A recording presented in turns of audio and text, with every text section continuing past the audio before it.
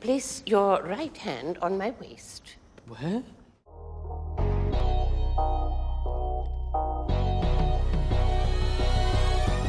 Harry Potter might be a childhood highlight, but as adults, we can't deny that Hogwarts could get pretty inappropriate. Like that time when Moaning Myrtle was watching Harry take a bath? Or how about Romilda accidentally forcing Ron to fall in love with her? There's plenty more awkwardness in the wizarding world, so we're hopping on a broom and flying down memory lane to recap the most inappropriate moments from all 8 movies. And if we're deducting points for misbehaving, well, looks like Gryffindor isn't winning the cup this year.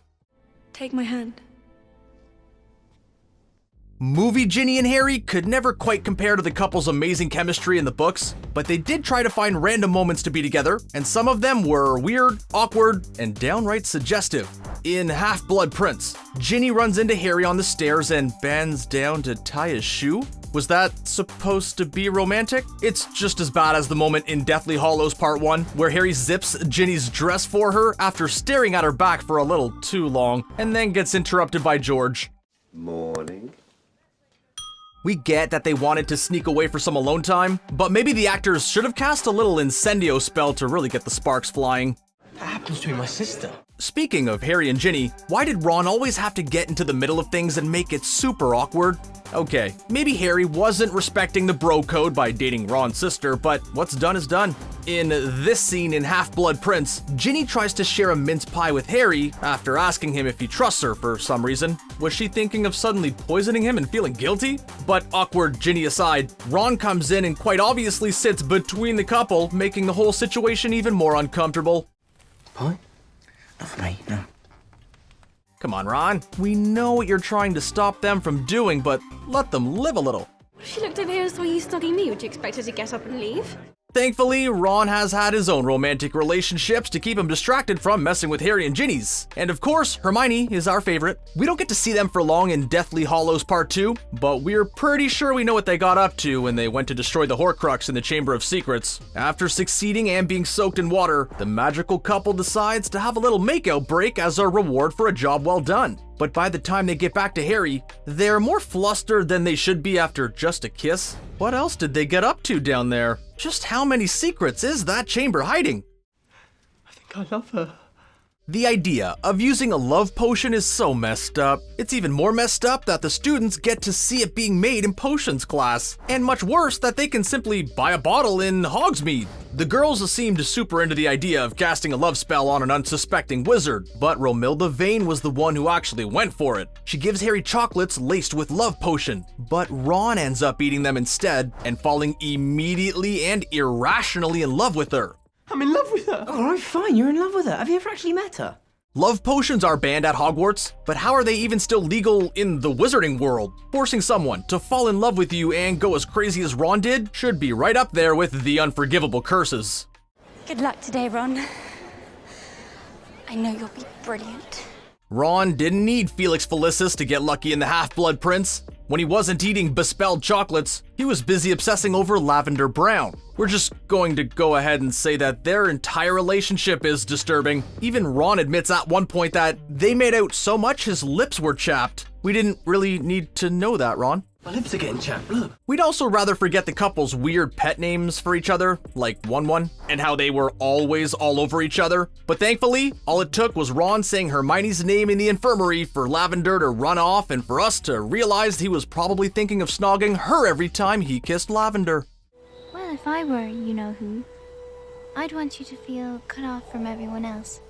We don't get to find out a whole lot about Luna's love interest compared to her friends, but we think we found a hint about what Loony Lovegood's really into. It's all hidden in the way she treats Harry's broken nose in Half-Blood Prince. After Draco stomps on Harry's face and leaves him on the train, Luna finds him and offers to fix that pesky nose, but not before commenting that the broken nose suits him because it makes him look more devil-may-care. Once she fixes it, she just says he looks Exceptionally ordinary. It's a compliment Harry welcomes, but we're on to you, Luna. You're totally into the tough guys. We wish that she would have been around in Goblet of Fire, because she would really have hit it off with Victor Crumb.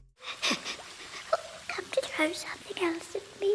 The award for most inappropriate character might just go to Moaning Myrtle, who spends her days lurking in the Hogwarts bathrooms. But her most inappropriate moment by far happens in the Goblet of Fire when Harry catches Moaning Myrtle watching him take a bath with the golden egg. What's even weirder is that she admits to watching prefects take baths all the time. And when she tries to take a peek in the water, we're pretty sure it's not the egg that she's looking at. It's messed up. But ghosts gotta do something for fun, right?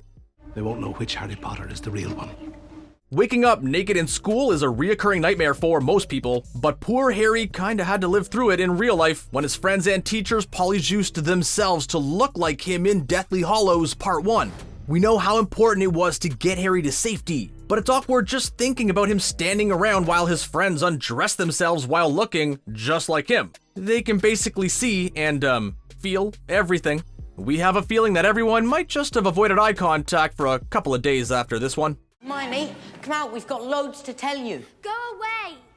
Okay, so this is awkward, but how much of Hermione turned into a cat when she messed up with that polyjuice potion in Chamber of Secrets? We've realized that polyjuice is a pretty inappropriate invention in the first place. Sure, it's unethical to pretend to be someone else, but it's also just really awkward. When Hermione turns into a cat, we see that she's covered in fur and has ears and a tail, but who knows what the rest of her looked like when she was half feline. And if we were her, we probably would not have looked too closely to find out. I solemnly swear that I am up to no good. The Marauders map is a useful tool for a wizard trying to save the world, or if you're just trying to find out where your peers are hooking up around the school. If this thought crossed your mind, then you're not alone, because in the credits for Prisoner of Azkaban, you can totally see two students getting busy in the corner of the map. Does that mean that Fred and George could have been using the map to peep in on people's scandalous school behavior? Everyone. Where they are, what they're doing, every minute of every day. Brilliant.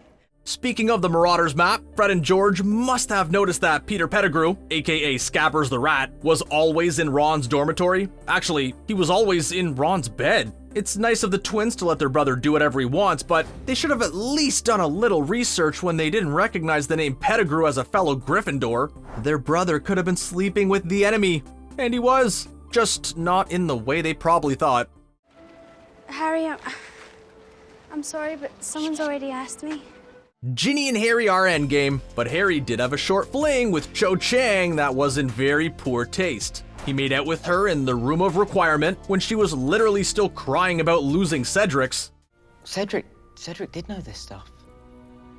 He was really good.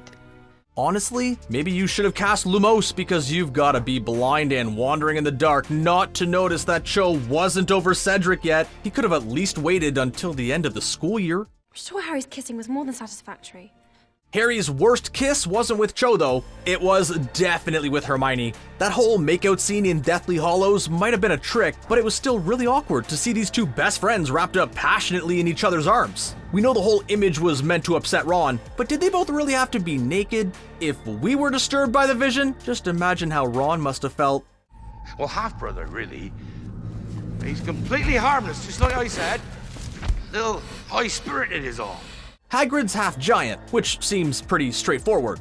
But when you think about it a little more, it's kind of hard to explain, and we're happy J.K. Rowling never went into more detail. Hagrid mentions in the movies that he's only half giant on his mother's side. That means his dad had to get lucky with a giant. Did they use the Engorgio spell to make that possible? Are there other tricks for magical interspecies relations? See, even the questions are inappropriate. We rest our case. You're a bit more along than I would have expected, particularly round the middle.